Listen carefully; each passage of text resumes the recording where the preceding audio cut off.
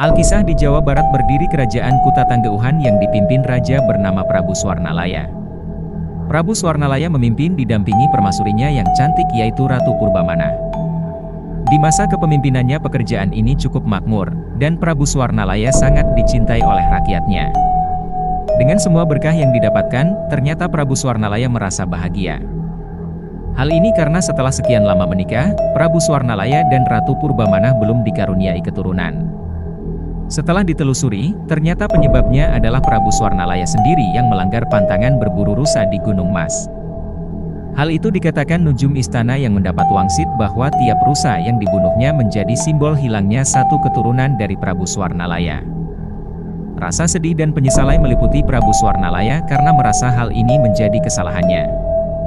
Sebagai cara untuk membayarnya, Prabu Swarnalaya harus berangkat bertapa pada malam bulan purnama ke sebuah gua kecil di Gunung Mas tanpa diketahui siapapun dan melepas semua atribut kerajaan. Segala halang rintang telah dilalui, hingga akhirnya Prabu Swarnalaya bisa kembali dari pertapaannya. Ratu Purbamana yang khawatir langsung menyambutnya dengan berbagai hidangan yang nikmat. Beberapa bulan kemudian pertapaan Prabu Swarnalaya membuahkan hasil, sang permaisuri dinyatakan telah mengandung.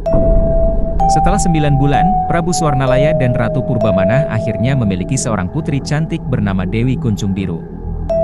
Dewi Kuncung Biru tumbuh menjadi putri yang cantik dan gemar bersolek, terutama mengenakan perhiasan mahal. Prabu Swarnalaya dan Ratu Purbamana memang memanjakannya dengan limpahan harta dan kasih sayang yang tak terukur. Namun hal itu membuat Dewi Kuncung Biru menjadi sangat manja. Hingga suatu hari saat menjelang hari ulang tahunnya, Dwi Kuncung Biru meminta ayahnya untuk menghiasi tiap helai rambutnya dengan emas dan permata. Prabu Swarnalaya dan Ratu Purbamana terkejut mendengar permintaan putrinya dan berkata bahwa hal tersebut tidak masuk akal. Helai rambut Dewi Kuncung Biru terlalu banyak dan mustahil untuk menghias semuanya dengan emas dan permata. Mendengar hal itu Dewi Kuncung Biru marah dan kesal karena keinginannya tidak dikabulkan.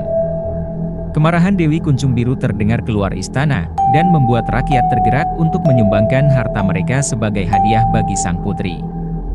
Prabu Swarnalaya dan Ratu Purbamana terharu dengan rasa cinta rakyat kepada putrinya dan menggelar pesta yang meriah dengan hidangan yang lezat sebagai rasa terima kasih. Pada saat pesta berlangsung, kotak berisi perhiasan yang sangat banyak itu pun diberikan kepada Dewi Kuncung Biru. Ketika melihat isinya, Dewi Kuncung Biru justru kecewa karena perhiasan yang ia dapat tak seindah harapannya. Dengan sombong Dewi Kuncung Biru melempar kotak itu beserta isinya ke lantai dan membuatnya jatuh berserakan. Semua orang termasuk Prabu Swarnalaya dan Ratu Purbamana terbelalak melihat sikap Dewi Kuncung Biru yang tak seindah parasnya. Ternyata alam pun murka akan sikap Dewi Kuncung Biru, seketika gemuruh datang diikuti hujan dan badai. Tanah di sekitar istana juga terbelah, disusul dengan adanya air bah yang menenggelamkan semua yang ada di sekitarnya. Bersamaan dengan berhentinya hujan, kerajaan Kuta Tangguhan pun menghilang dan digantikan dengan sebuah telaga yang berisi ikan cantik berwarna-warni.